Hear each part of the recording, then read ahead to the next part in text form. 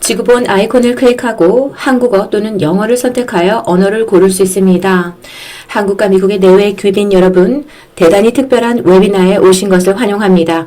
오늘 이 자리는 로드리게스 대령의 명예훈장 수훈 공적 75주년을 기리는 뜻깊은 자리입니다.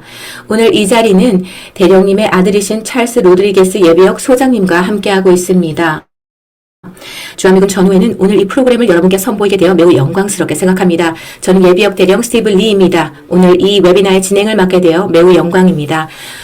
오늘 프로그램은 다음과 같은 순서로 진행되겠습니다. 먼저 주한미군 전후의 회장 겸 이사장이신 에이브 에이브럼스 예비역 대장님의 환영사가 있겠고, 이어서 아버지에 대한 개인적인 추억과 소회를 나누어 주실 찰스 로드리게스 장군님과의 특별 대담이 진행되겠습니다. 그런 다음 마지막으로 청중 여러분과의 질의응답 시간이 이어지겠습니다.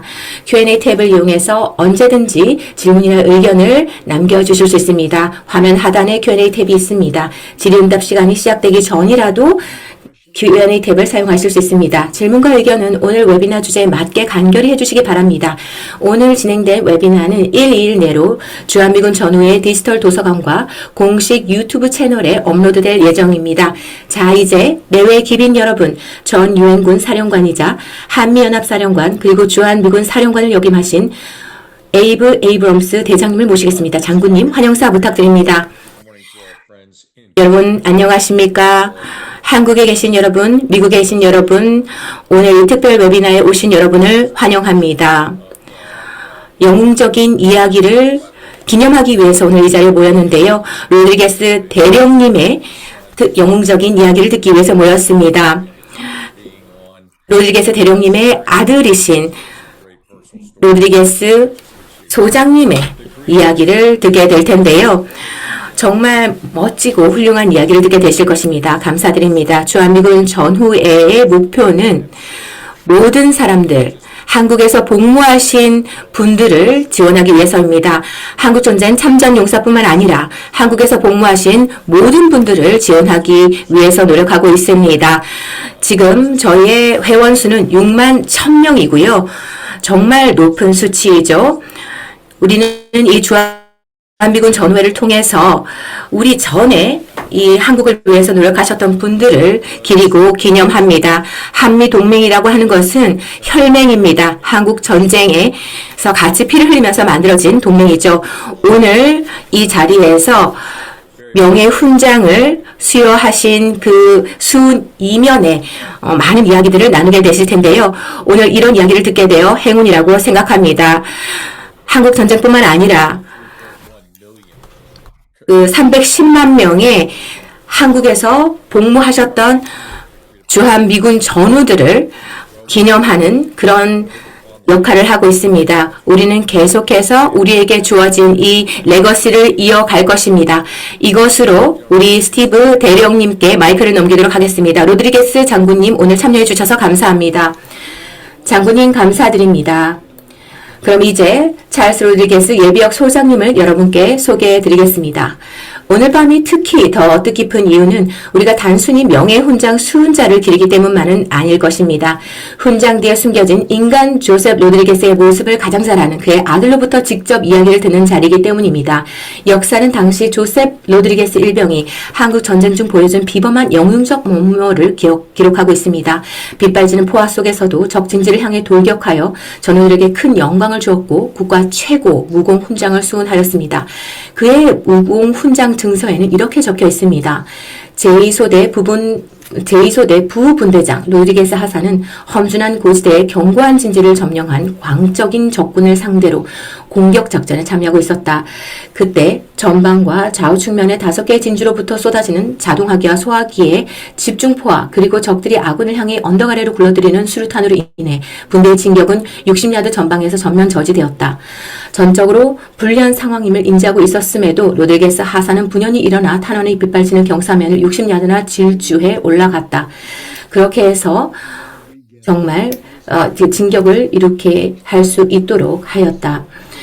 그래서 정말 탄환이 빗발치는 경사면을 60야드나 질주해 올라갔습니다. 치명적인 정확도로 첫 번째 참호안으로 수류탄을 투척한 후 좌측면으로 우회하여 수류탄 2발로 적의 자동화기를 침묵시켰다.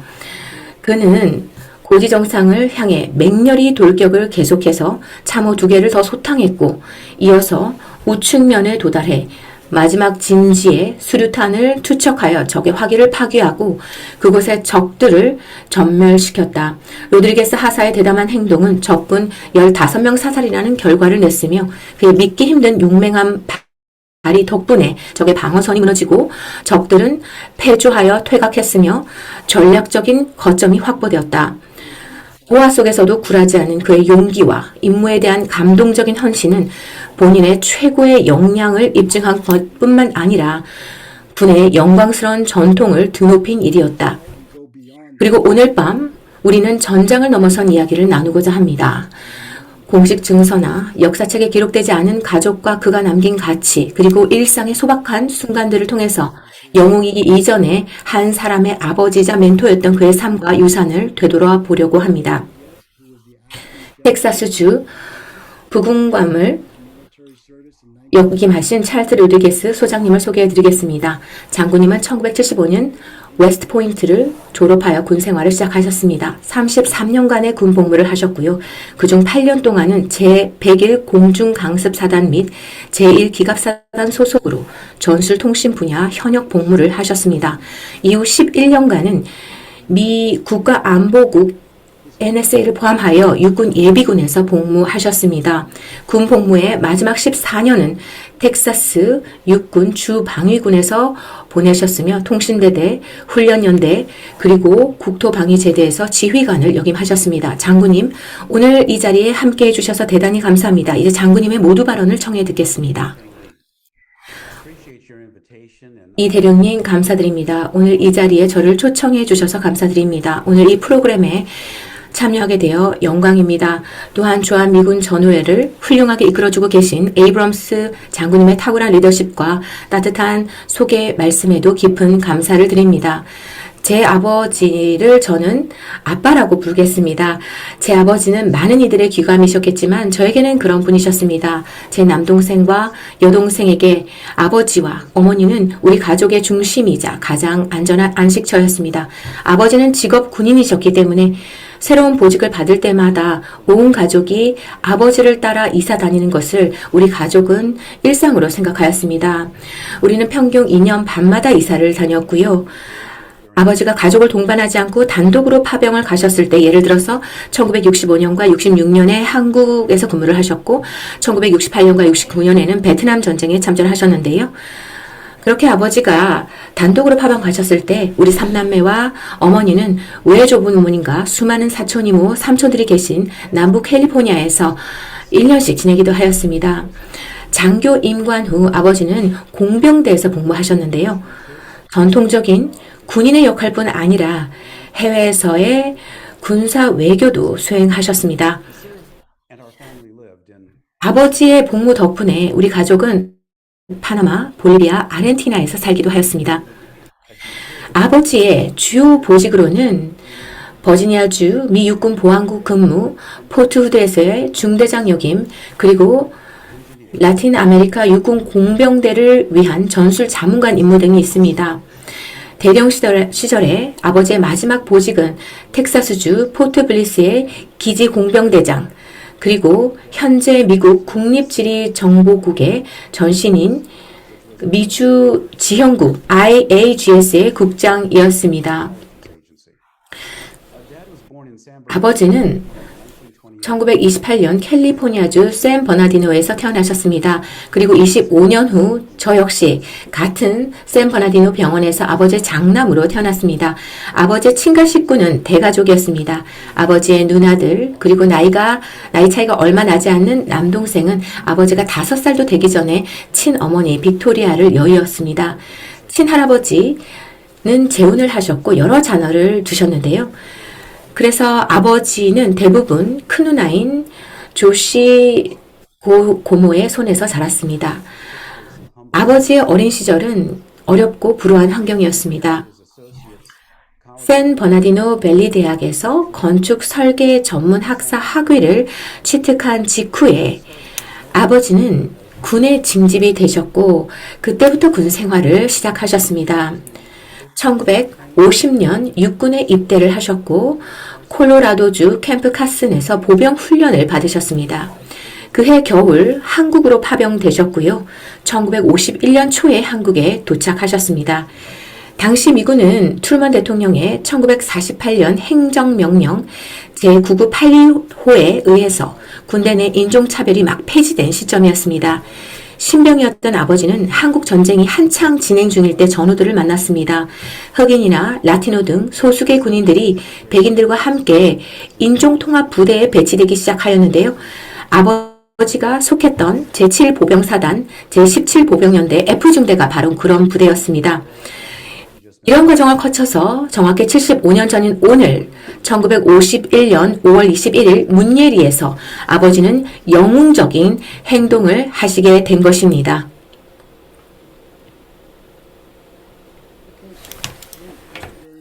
장군님, 감사합니다. 말씀하신 것처럼 자라는 환경에 대해서 한번 이야기를 해보실까요? 어린 시절의 기억에 관해서 질문하겠는데요. 성장하시면서 아버지께서 한국에 세우신 공적이 얼마나 위대하고 중대한 일이었는지 언제 깨달았나요? 그걸 설명해 주셨나요? 제가 아버지의 한국전쟁 참전 사실을 처음 알게 된 것은 1962년 무렵 제가 8살 정도 어린 소년이었을 때입니다. 당시 아버지는 볼리비아 라파스에서 근무하고 계셨고 우리 가족도 따라가서 같이 살았는데요. 하루는 아버지가 볼리비아 군사고문단 동료들과 미국 대사관 직원들을 집으로 초대하셨던 기억이 납니다. 저는 굉장히 자랑스럽게 아버지의 동료 중 한 명에게 거실 창밖의 풍경을 보여주고 있었습니다. 저는 아베니다라고 불리는 거리 건너편의 원형 모양의 저택을 가리키면서 제가 방금 배워서 알게 된 사실, 즉 이 칼라코토의 저곳에 볼리비아 대통령이 살고 있다라는 이야기를 자랑스럽게 하였습니다. 아버지의 직장 동료는 다정하게 그러니? 라고 대답하셨습니다. 그러더니 저를 소파에 앉히고는 진지하면서도 친절한 어조로 이렇게 말씀하셨습니다. 너한테 꼭 해주고 싶은 말이 있단다.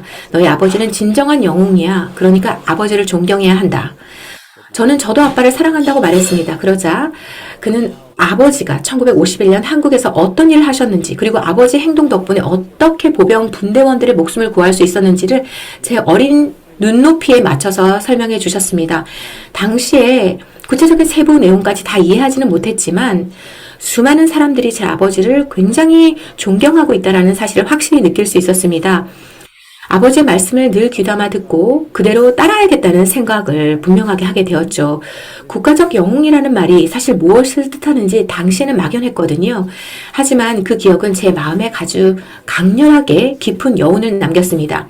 그로부터 4년 후에 아버지가 외갓집 근처인 캘리포니아에 우리 가족의 보금자리를 마련해 주셨는데요.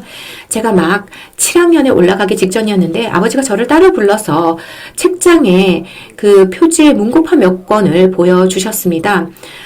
아버지는 셰익스피어 희곡이 담긴 문고판 책을 보여주셨습니다. 그러고는 이제 아버지께서 가족을 동반하지 않고 한국으로 1년 동안 파병을 나가게 된다고 하셨습니다.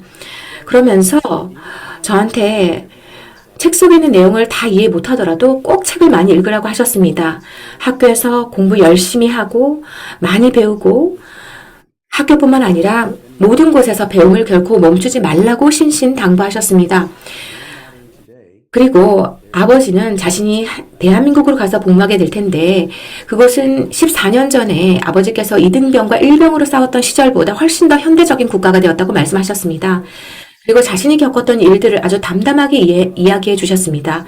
혹독하게 추웠던 겨울철 날씨, 그리고 어떤 날씨에서도 어떤 날에는 뜨거운 양파 수프와 마른 빵 한 조각밖에 먹을 수 없는 그 현실도 이야기해 주셨습니다.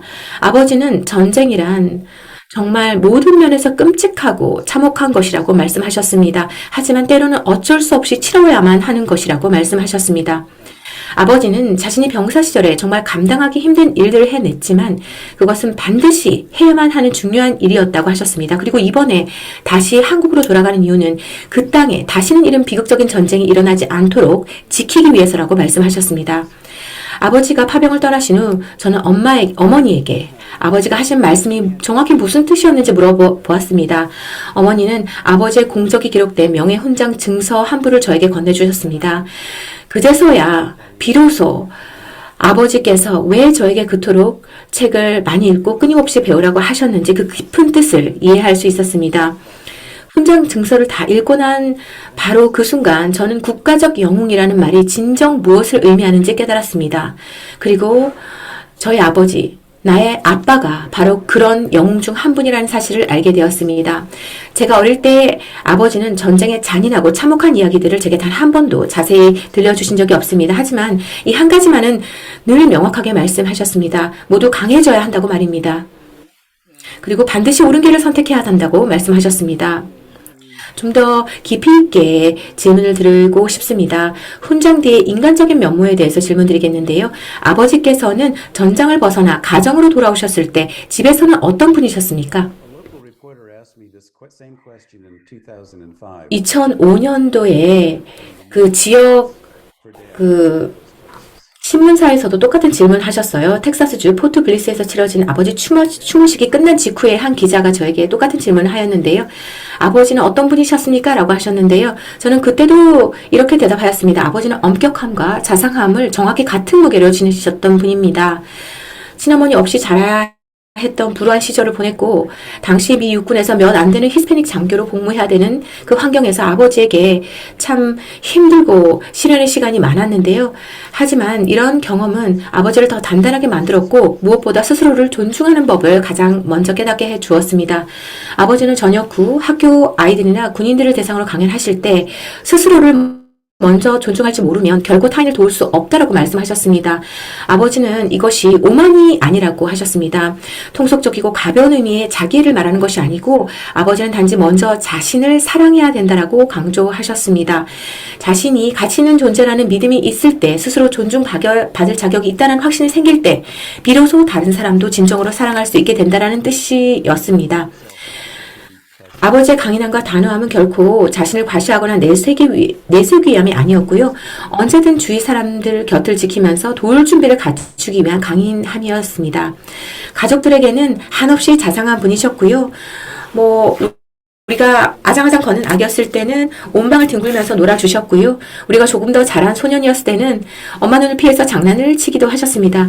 제가 청년이 되었을 때 아버지가 저를 사격장으로 데려가서 M259경 기관총을 표적을 향해 직접 쏴보도록 하셨던 기억이 납니다. 그때 아버지는 이 무기가 가진 치명적인 파괴력을 두려워할 줄 알아야 하고 이 무기를 다루는 군인을 존중해야 한다라고 말씀하셨습니다. 이것은 군사적인 가르침이었죠. 동시에 굉장히 제가 어린 시절에 이런 군사적인 가르침을 주신 겁니다.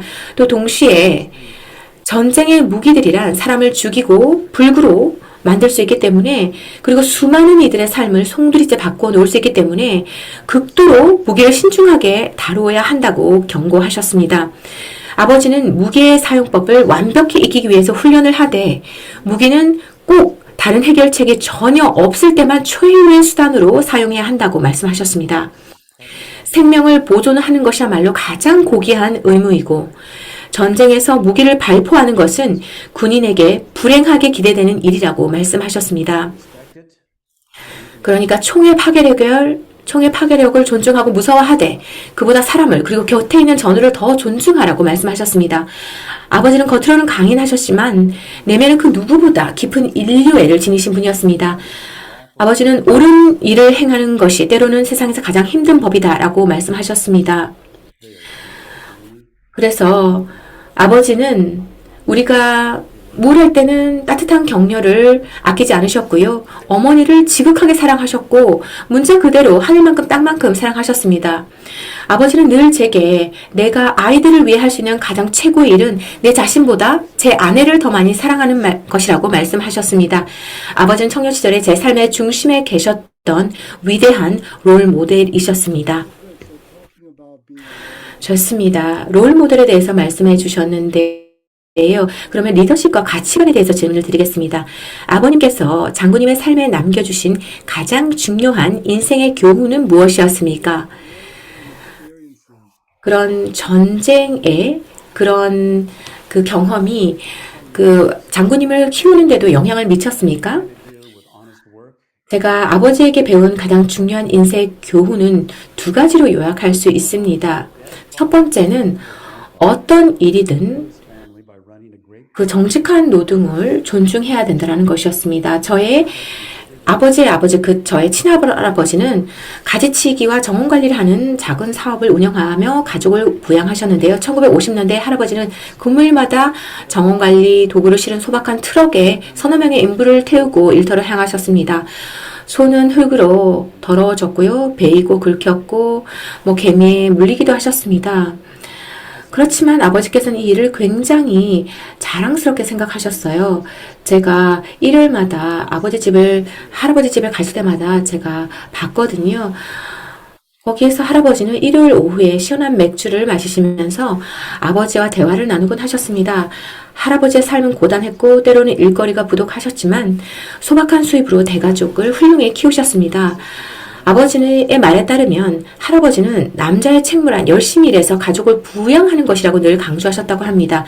스스로의 힘으로 당당히 일어서서 가족들에게 따뜻한 보금자리와 먹을 것을 책임지라는 뜻이었습니다. 그래서 대장부가 되라고 10살인 저에게도 할아버지는 말씀하시곤 하셨습니다. 할아버지는 1964년 말에 세상을 떠나셨는데요. 아버지는 제게 늘 이렇게 상기를 시켜주셨어요. 정직하게 일하는 사람, 특히 자신의 손으로 땀 흘려 일하는 사람들을 존엄성과 존중으로 대해야 한다라고 하셨습니다. 그래서 이 레슨을 제가 얻었고요. 두 번째 교훈은요. 바로 인간적으로 사람을 대해야 한다라는 가르침이셨습니다. 제가 그 고등학교 시절에 아버지를 따라서 사무실이나 현장에 가서 아버지가 외국 군대 상대들과 어떻게 교류하는지 직접 볼 기회가 있었습니다. 당시 아버지는 라틴 아메리카의 여러 공병 프로젝트에 파견된 미 육군 수석 공병 자문관이셨는데요. 1970년 여름에 제가 고등학교 졸업반이 되기 직전 아르헨티나에 저희가 있을 때였습니다. 아버지는 저를 아르헨티나 육군 공병 훈련장으로 데려가셔서 그곳에서 아르헨티나 군이 수행하는 토목 건설 공병 프로젝트에 대해 기술적인 자문과 현장 참관을 하는 것을 보여주셨습니다. 사격 훈련장에 작은 개울을 건널 수 있는 다리를 놓는 그런 공병 작업이 진행되고 있었는데요. 그때 배운 두 번째 교훈은 지금도 제 마음에 선명히 남아 있습니다. 어느 날 한낮에 그 훈련 휴식 시간에 대여섯 명의 아르헨티나 위관급 장교들이 나무 아래에 함께 모여서 시원한 코카콜라를 마시고 있더라고요. 그런데 멀지 않은 곳에서 20여 명의 부대원들이 다른 나무 밑에서 5갤런짜리 물통 하나를 두고 수통컵 몇 개를 돌려가면서 물을 마시고 있었습니다. 아버지는 제게 이 광경에서 뭐가 잘못됐는지 보이니? 라고 물으셨습니다. 저는 우물쭈물했죠. 아버지는 제가 무슨 말을 해야 할지 모른다는 것을 눈치를 채시고 말씀하셨습니다. 잘 봐라. 첫째로 장교들이라면 저 시원한 콜라 대신 부대원들과 똑같이 수통컵에 든 물을 마셨어야 한다. 그게 아니라면 휴식 시간에 모든 부대원들에게도 시원한 음료수를 돌릴 수 있도록 미리 계획을 세웠어야 한다. 그리고 아버지는 잠시 말을 멈추더니 또 뭐가 잘못됐니? 라고 물으셨습니다. 저는 고개를 가로졌어요. 모른다는 뜻이었죠. 둘째로 아버지가 이어 말씀하셨습니다. 장교들 중 몇 명은 부대원들에게 걸어가서 몸 상태는 어떤지 최소한 몇 명에게라도 물어봤어야 했다라고 말씀하셨습니다. 사적으로 친해지라는 뜻이 아니다. 몸이 아픈 장병은 없는지, 오늘 훈련 내용 중에 헷갈리는 부분은 없는지 세심하게 살피기 위해서 그런 질문을 했어야 한다라고 말씀하셨습니다. 핵심은 이 세상에 우월한 사람이나 열등한 사람은 따로 없다는 것입니다. 그저 각자 서로 다른 역할을 수행하고 있는 평등한 사람일 뿐이라는 것이죠. 이 교훈은 아버지가 병사 시절에서 배웠던 것이라고 하셨습니다. 아버지는 젊었을 때 너무나 많은 장교들이 병사들에게 특히 소수의 군인들을 비하하고 무시하곤 했다고 말씀하셨습니다. 하지만 아버지는 말씀하셨습니다. 빗발치는 포와 참호 속에서 오직 단 한 종류의 군인만 존재한다. 네 곁에 있는 그 다른 군인은 바로 네 생명을 지켜줄 전우라는 사실이다. 라고 말씀하셨습니다. 질문해 주신 또 다른 부분, 아버지의 참전 경험이 저를 키우는 방식에 어떤 영향을 미쳤는가에 대해 답하자면 제 동생과 저는 아버지에게 일종의 부대원 같았습니다. 반면 제 그 아버지의 딸인 제 여동생은 아버지의 영원한 공주님이었죠. 아버지는 우리를 부드러우면서도 단단하게 밀어붙이셨습니다. 특히 공부를 열심히 하도록 독려하셨는데요. 자라면서 공부는 마당잔디 깎기나 세차처럼 땀 흘려 일해야 하는 집안일과 우리의 당연한 임무였습니다. 아버지는 우리 형제가 어떤 일이든 한번 맡으면 끝까지 완수하기를 바라셨습니다. 그 일이 필요한 만큼 땀을 흘리고 불평불만이나 툴툴거리면 속으로 삼키라고 하셨습니다. 그리고 타인에게는 늘 친절하라고 가르치셨습니다. 항상 친절해라 라고 말씀하셨습니다. 이처럼 우리 아버지는 엄격하셨지만 무자비한 규율주의자는 아니었습니다. 물론 명확한 기준을 세우고 우리가 그 기준을 충족하기를 기대하셨죠. 하지만 지름길이나 꼼수는 없었고 대충 끝내는 그런 거는 용납하지 않으셨습니다. 하지만 임무가 완수되면 아버지는 항상 이렇게 말씀하셨습니다. 이제부터는 너희들 시간이다. 1분 1초를 값지게 쓰거라. 조금 쉬고 즉 다시 돌아가서 공부하라는 뜻이었죠. 마음껏 놀라는 뜻은 또 아니었습니다. 그래서 공부하고 책 읽고 대학가를 진학 준비하라는 뜻이었죠. 아버지 자상하셨고요. 항상 임무지향적인 분이셨습니다. 그러면 알려지지 않은 이야기를 좀 더 나눠보겠습니다. 역사책이나 공식 기록에는 나오지 않지만 장군님의 마음속에 깊이 남아있는 아버님과의 특별한 순간이나 일화가 있을까요? 사람들이 아버님에 대해 알아주셨으면 하고 바라시는 점은 무엇일까요? 제가 갖고 있는 유쾌한 기억 중에 하나는 아버지가 베트남 전쟁 파병 근무를 절반쯤 마쳤을 때 캘리포니아에 있던 가족들을 보기 위해서 단기 휴가를 받아 집으로 오셨을 때입니다. 아버지와 어머니는 제가 다니던 고등학교에서 연기한 판타스틱이라는 연극을 보러 오셨습니다. 당시 제가 10학년이었고요. 저는 유령 배우 역을 맡았습니다. 온갖 극적인 포즈로 죽는 연기가 특기인 아주 코믹한 캐릭터였습니다. 그 큐사인이 떨어지자마자 저는 심장에 화살을 맞고 죽어가는 연기를 45초 동안이나 온몸을 다해서 열연을 펼치기 시작했습니다. 숨을 헐떡이고 허우적거리다가 다시 살아나는 척 했다가 또다시 쓰러지는 연기를 몇 번이고 반복을 했죠. 정말 그 청중들이 너무나 좋아하더라고요. 제 맨 앞줄에 앉아 계시던 부모님의 발밑에 제가 마지막으로 그 무대 콘크리트 계단 4칸을 굴러서 죽은 듯이 멈춰 섰습니다. 제가 그렇게 4칸을 굴러서 부모님 발밑에 완전히 죽은 듯이 멈춰 섰을 때 사방이 지죽은 듯이 조용해지더라고요. 그때 아버지께서 제 쪽으로 몸을 숙이시더니 걱정 반, 농담 반, 장난 반으로 이렇게 말씀하셨습니다. 크게 말씀하셨어요. 얘야, 내 아들아, 괜찮니? 라고 말씀하셨습니다. 정말 적절한 순간에 정말 코미디를 아는 분이셨죠. 그런 발언을 하시면서 청중을 웃기셨습니다.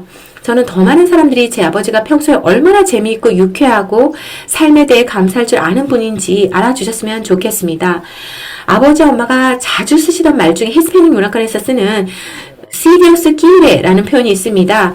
내가 방금 소리내어 말한 소망들이 이루어지기를 바라지만 이 또한 신의 뜻과 섭리 안에서 가능한 일이다 라는 의미인데요. 아버지와 어머니는 바쁜 와중에도 시간을 내서 사교 시간을 가졌습니다. 이웃, 동료, 그리고 명예의 훈장 수훈자들과 어울리는 사교 시간을 소중히 여기셨습니다. 제가 어릴 때 아버지 어머니는 두세 쌍의 부부를 집으로 초대를 해서 저녁 자리를 마련하셨고 자주 그렇게 하셨어요. 어린 여동생은 일찍 잠자리에 들었고요. 동생과 저는 깨끗이 단정하게 옷을 입고 그런 손님을 맞이하러 나갔습니다. 그래서 손님들과 악수를 하면서 만나 뵙게 반갑습니다. 만나 뵙게 되어 반갑습니다. 라고 인사를 건넨 뒤에 우리 방으로 복귀하곤 했죠.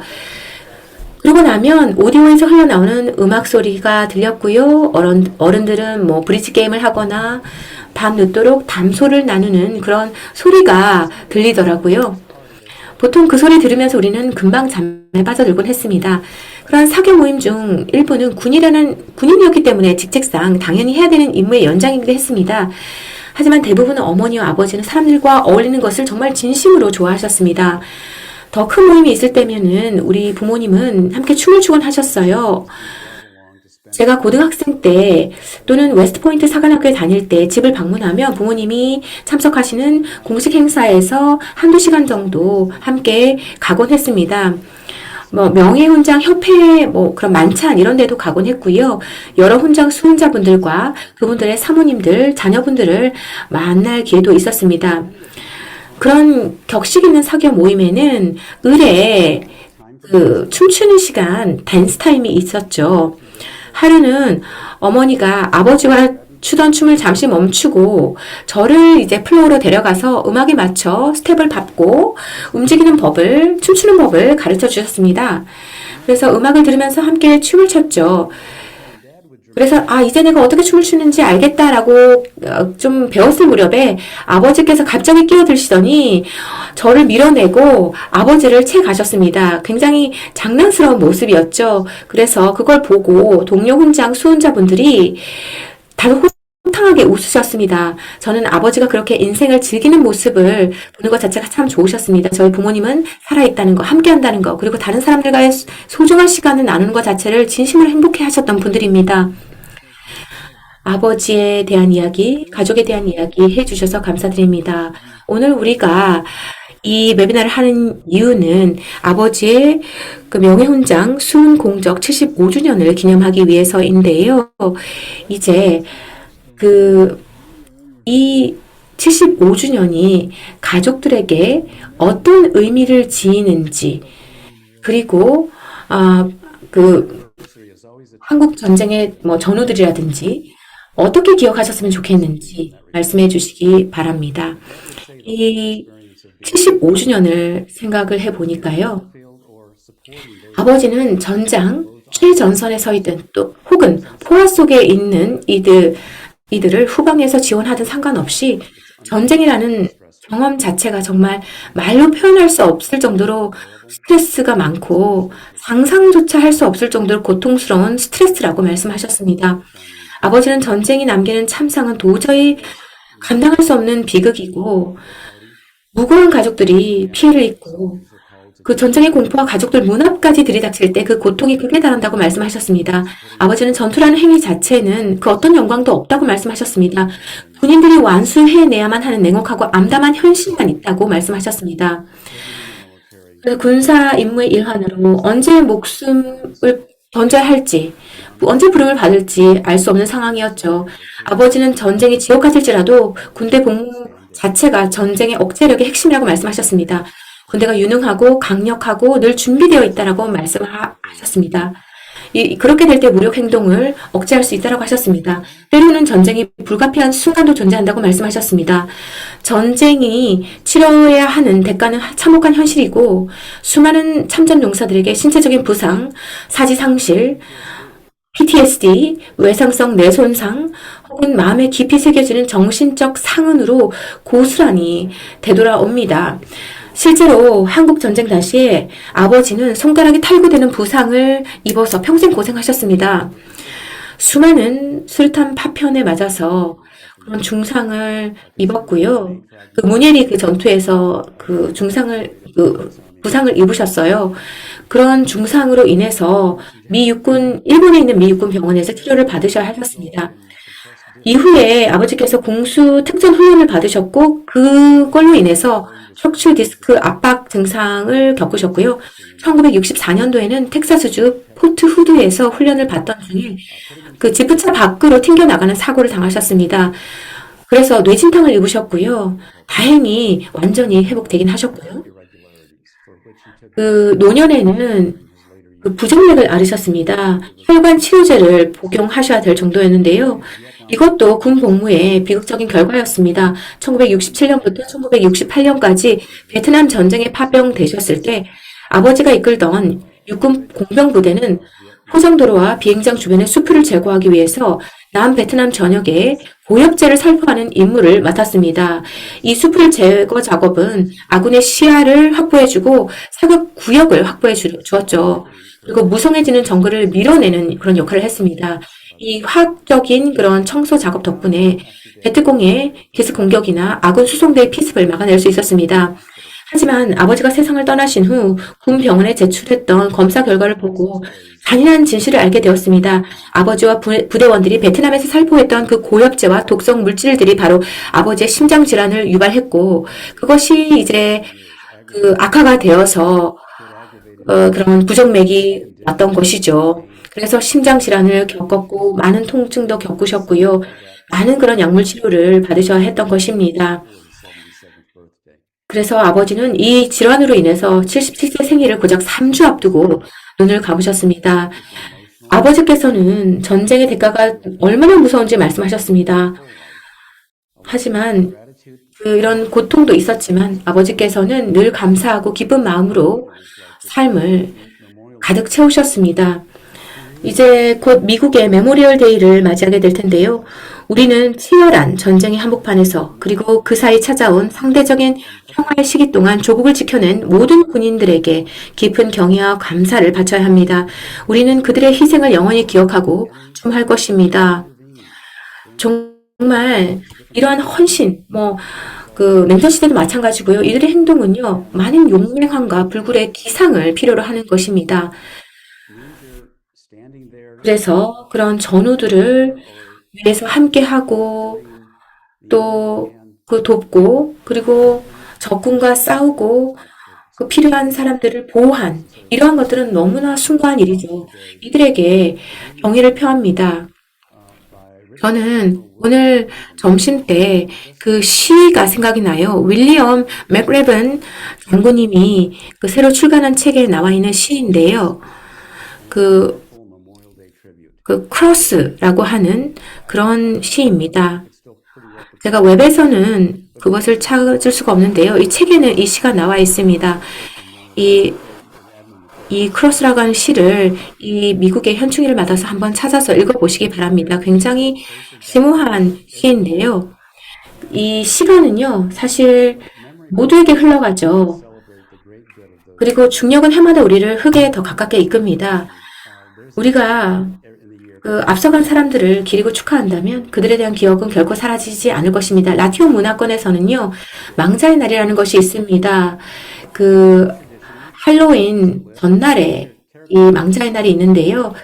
이때 우리가 촛불을 밝히고 축제 분위기 속에서 죽음을 형상화한 그런 인형들을 전시하고 퍼레이드를 벌입니다.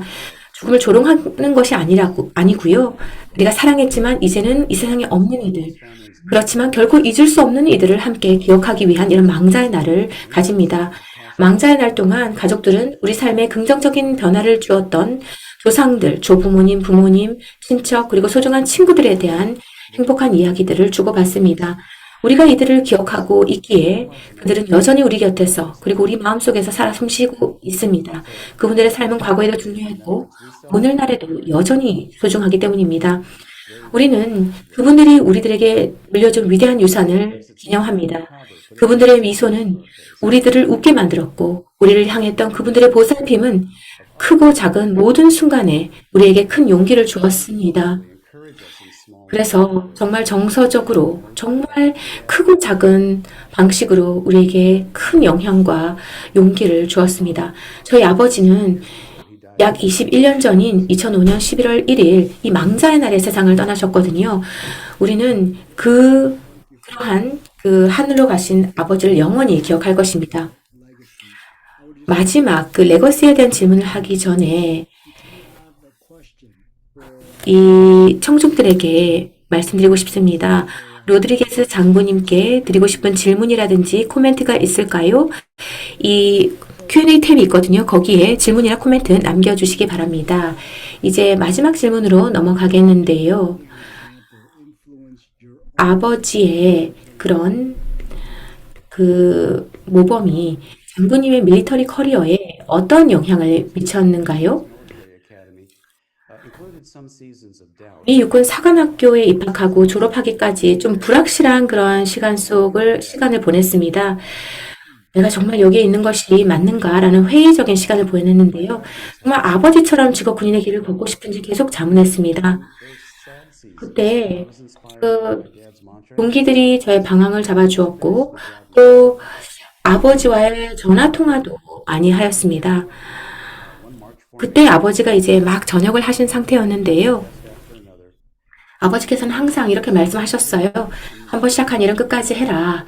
그리고 한 발짝 한 발짝 앞으로 지나가고 학업을 하나하나 마치면 이제 마무리한다라고 말씀하셨어요. 그랬더니 33년이 금방 가더라고요. 제 아내 캐피 역시 퇴역 군인인데요. 우리 부부는 둘 다 군복을 입은 채로 두 아이를 양육했습니다.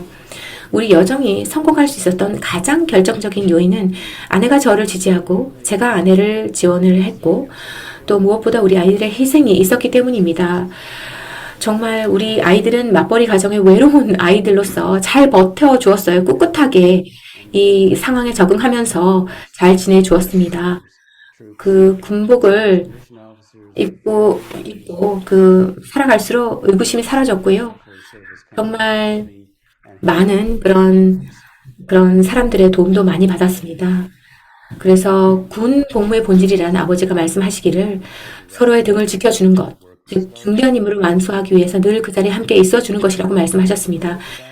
그래서 우리는 항상 그 전우들과 함께 해야 되고 우리의 그 소명을 다하기 위해서 함께 도와주어야 한다라고 말씀하셨습니다. 그래서 아버지는 저를 포함한 모든 이들에게 언제나 흔들림 없이 굳건히 서서 타인을 지극정성으로 보살피고 위험에 처한 이들을 보호하라고 말씀하셨습니다. 그래서 이것이 이제 작은 도움일지라도 궁극적으로 이게 쌓이면 타인들의 삶을 지탱하는 거대한 힘이 된다고 말씀하셨습니다.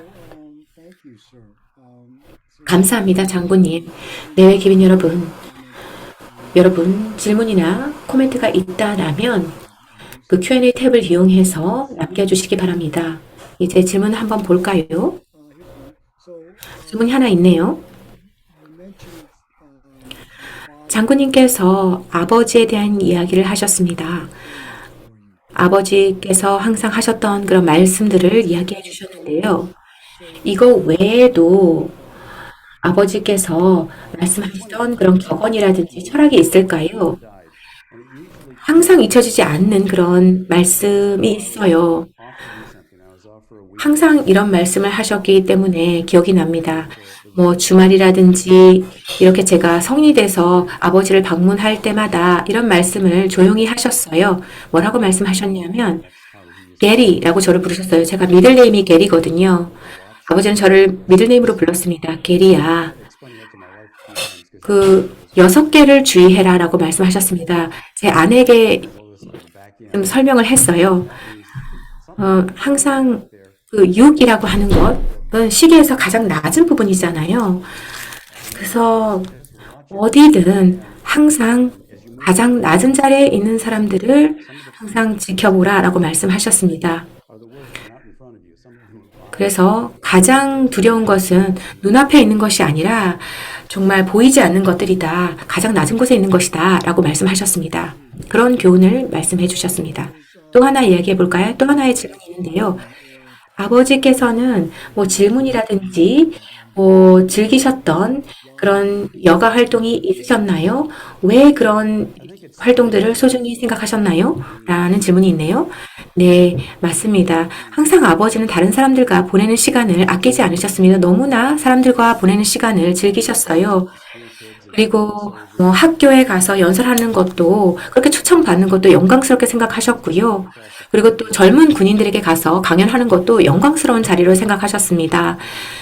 그래서 이런 학생들이라든지 젊은 군인들에게 항상 용기를 불어주시고 이들이 하는 질문에 답도 하셨고요. 제가 생각나는 게 아버지께서 하셨던 그런 취미는요. 제가 절대 잊지 못하는 부분인데요. 우리 아들을 데리고 그 골프를 하러 가셨어요. 골프가 정말 아버지께서 정말 원래 즐기셨던 그런 것들입니다. 그래서 어머니는 좀 좋아하지 않으셨어요. 아버지가 골프를 치러 나가면 어머니는 혼자셨으니까요. 그래서 어머니도 궁극적으로는 그 골프를 치게 되셨어. 그래서 어머니가 그 골프를 치러 따라가는 걸 좋아하셨는데 아버지께서는 이제 안 따라오셔도 된다 이런 말도 안 따라와도 된다 이런 말을 하시더라고요. 그래서 아버지께서는 1월 1일 돌아가시는 그날까지도 친구들과 골프 치는 것을 좋아하셨습니다. 일주일에 한 번, 2주일에 한 번, 어떨 때는 일주일에 2번 골프 코스로 가서 그 골프를 치셨습니다. 11월 달에 그 알파소에 아름다운 정말 날이 좋던 날 가서 그렇게 이렇게 골프를 치셨고 어머니는 그때 점심을 준비하고 계셨거든요. 그런데 그때 아버지께서 그 심장 문제가 생겼고 그때 사망하셨습니다. 아버지께서 그때 쓰러지신 것이죠. 근데 그때 우리가 알았어요. 아버지가 한번 쓰러지시면 이제 다시 돌아오실 수 없다라는 거 알았습니다. 하지만 고통 없이 돌아가셨거든요. 그거에 대해서 저는 감사하게 생각합니다. 그래서 이제 어머니께서는 많이 당황하고 놀라셨지만요. 그때 이제 그 보험사에서 사람들이 왔고요. 그렇게 해서 아버지를 얘가 이제 병원에 이송이 되었지만 골프장에서 이송이 되었지만 너무 늦어서 돌아가셨다라고 말씀하셨습니다. 물론 어머니께서는 너무 슬퍼하고 힘들어 하셨지만 저희는 아버지가 돌아가신 것을 그래도 빠르게 받아들일 수 있었습니다. 그리고 장례식장에 갔을 때 보니까 그 골프 치던 친구들이 다 조문을 오셨더라고요.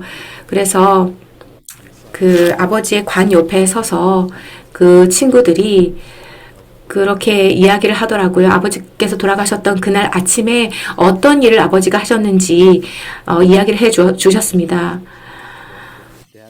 그래서 아버지의 친구분들이 이렇게 말씀하셨어요. 너의 아버지는 너무나 좋은 친구였다라고 말씀하셨습니다.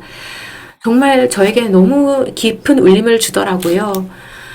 그냥 말씀을 해주시는 것이 아니고 정말 진심으로 아버지께서 그렇게 좋은 친구셨다라는 것. 사실 아버지께서 1, 2년 후에 돌아가실 거라고 사실 예상은 하고 있었는데 그런데 다른 사람들과 항상 시간을 보내고 즐거운 시간을 보내시면서 그렇게 좋은 시간을 보내셨던 것이 저에게는 참 좋은 기억으로 남아 있습니다. 이렇게 많은 청중분들께서 참석해 주셔서 감사드리는데요. 몇 가지 코멘트를 읽어드리고 또 질문을 읽어드리도록 하겠습니다. 우리 청중 중에 한 분이 이렇게 코멘트를 남겨주셨습니다. 아버지께서 아들을 자랑스러워 하셨을 것 같아요. 아들도 군에서 헌신하고 계시니까요. 또 한 분은 뭐라고 말씀하셨냐면 아버지의 그 유산과 레거시를 살아있도록 계속 이어가 주셔서 감사드립니다. 그 아버지의 과거의 영웅적인 그런 공적을 추모하는 것뿐만 아니라 그 아버지의 그런 그 모습을 알려주셔서 감사드립니다. 절대 잊지 않을 것입니다. 아버지의 레거시는 계속 빛날 것입니다. 라고 말씀하셨습니다. 그리고 이제 또 질문이 있는데요. 지금 63명의 명예훈장 수훈자들이 있습니다. 명예훈장 수훈자들이 미국에 63명밖에 안 되는데요. 그런데 이 명예훈장 수훈자들과 시간을 보낼 기회들이 있다라고 하셨잖아요. 어떤 경험이었는지 말씀해 주실 수 있을까요? 명예훈장 수훈자들과 그 교류를 해 보셨을 때 어땠는지 말씀해 주실 수 있을까요? 그리고 보네비스 보네비스 하사를 아버지께서 아셨는지요? 그분에 대해서 말씀해 주실 수 있을까요? 그 보네비스 하사에 대해 말씀을 드리도록 하겠습니다. 아버지의 정말 친한 친구셨습니다. 정말 그 명예수훈자들께서 그 살아계신 그 명예수훈자들이 함께 모여서 이렇게 모여서 시간을 보내곤 하셨거든요. 그리고 히스패닉계 명예수훈자들이 이렇게 모여서 이렇게 즐거운 시간을 보내는 경우가 많았습니다. 그 히스패닉계 명예수훈자 그룹 중에 한 분이 바로 로이 버네비스였습니다. 정말 따뜻한 마음을 가지신 분이셨고 그리고 아주 믿음직한 그런 리더이신 분이셨죠. 제가 그 분을 많이 만나진 못했지만요. 악수를 했던 기억은 있습니다.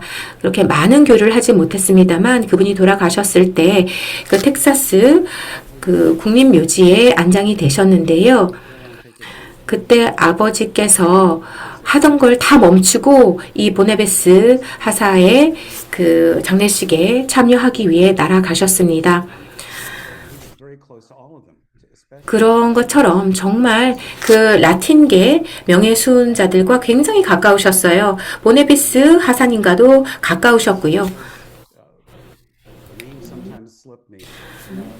어떤 경우에는 그 이름이 잘 생각이 안 나는데 그 해병대의 그런 명예수훈자도 있습니다. 그분도 우리 아버지와 굉장히 그 가까운 친구분이셨는데요. 그분이 사실 저희 아버지의 장례식에 직접 오셨었고요. 아버지보다 한참 나이는 더 어렸거든요. 그리고 또 제가 그 장군 부관이었을 때 그때 또 우리 그 아버지에 대한 이야기도 많이 들었습니다. 그리고 또 현역 군인들이 좀 경제적으로 힘들어 하실 때도 이분들이 많이 도와주셨고요.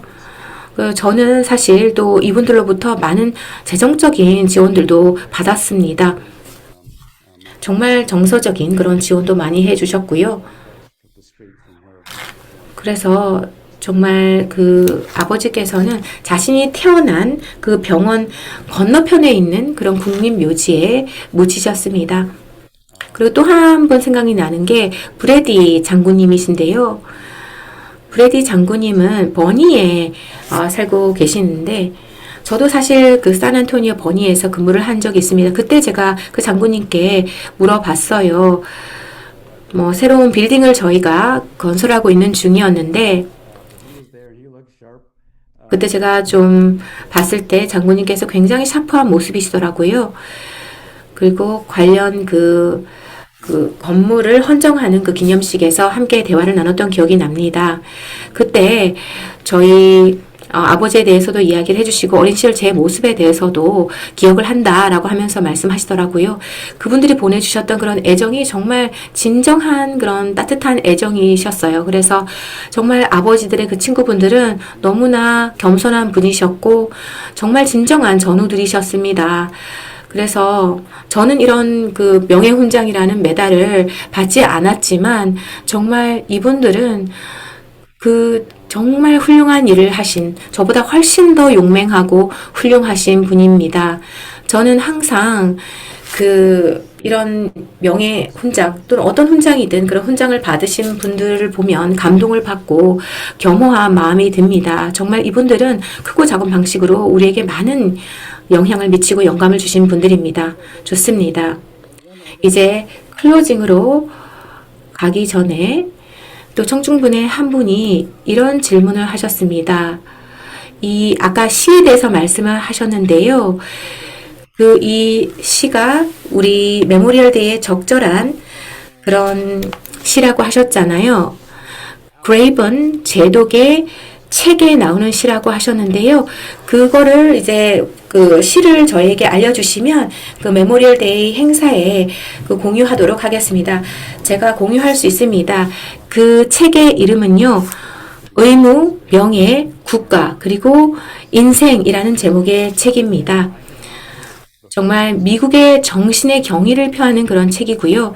그 책 안에 나오는 시의 제목은 The Crosses라는 제목입니다. 그 십자가라고 할까요? 그래서 제가 오늘 그 시를 읽어드리지는 못했습니다만 아마존에 가시면 그 책을 구매하실 수 있고 그 책 안에 들어있는 시를 확인하실 수 있습니다. 아마존 말고 다른 곳에서도 구매하실 수 있고요. 어떤 경우에는 보면 그 말이라는 것이 정말 엄청난 그런 파워풀한 의미를 전달한다고 생각합니다. 그 시가 그런 역할을 했다고 생각합니다. 청중 여러분들, 정말 오늘은 진정으로 특별한 행사를 함께 하였습니다. 오늘 밤 우리는 단순히 한 명의 명예훈장 수훈자를 기억하는 것을 넘어 그의 용기가 어떻게 세대를 거쳐 울려 퍼지고 있는지를 보여준 한 사람의 아버지이자 리더, 그리고 인간 조셉 로드리게스를 만날 수 있었습니다. 찰스 로드리게스 소장님의 회고를 통해서 우리는 한국 전쟁 역사상 가장 위대한 영웅적 행위 뒤에 숨겨진 개인적인 유산을 들여보는 매우 값진 기회를 가질 수 있었습니다. 이번 75주년을 맞아서 우리는 한국전쟁 참전 용사들의 유산이 비단 기념비나 훈장에만 머무는 것이 아니라 그들의 가족과 가치관 그리고 끊임없이 이어지는 헌신 정신 속에 살아 숨쉬고 있음을 다시 한번 되새기게 됩니다. 주한미군 전후에는 참전 용사들을 기리는데 일조하는 것을 영광스럽게 생각합니다. 우리의 사명은 한미동맹을 소중히 여기는 모든 세대 사람들을 하나로 모으는 것입니다. 앞으로 주한미군 전후에는 로드리게스 가문이 남긴 위대한 유산을 발전시키는 데 최선을 다할 것입니다. 이 자리를 빌려 저희 전후회가 이룩한 성과와 향후 일정을 간략히 설명드리겠습니다. 5월 주한미군 전후에는 회원수 6만 명을 돌파했고 소셜미디어 팔로워 수 13만 3천 명을 돌파하였습니다. 또 하나의 위대한 이정표를 세웠죠. 저희의 후원기관인 한미동맹재단과 전후회를 함께 만들어 가주시는 회원 여러분들 덕분입니다. 저희는 곧 로드아일랜드, 아이다호, 네바다, 워싱턴주에 새로운 지부를 개설할 예정입니다. 한국과 미국 전역의 대학교에도 더 많은 주한미군 전후회 캠퍼스 클럽을 창설할 계획입니다. 대한민국 국가보훈부의 후원으로 오는 9월 중순에는 제5회 한국 재방문 프로그램을 진행하게 될 예정입니다. 그래서 9월 중순에 이 행사가 있을 것이고요. 그리고 10월 9일부터 10일까지 연례 KDB의 리유니언이 워싱턴 DC에서 열릴 예정이거든요. 여러분들을 뵙기를 바랍니다. 무료 행사입니다. 무료로 참가하실 수 있습니다. 그리고 또 여러분 아직 회원이 아니라면 주한미군 전후에 가입해 주시기 바랍니다. 가입비는 무료입니다. 그리고 오늘 안내해드린 모든 세부 정보는 공식 웹사이트 kdba.vet에서 확인하실 수 있습니다. 오늘 함께해 주신 여러분 감사드립니다. 우리 메모리얼 데이 주간에 여러분들 우리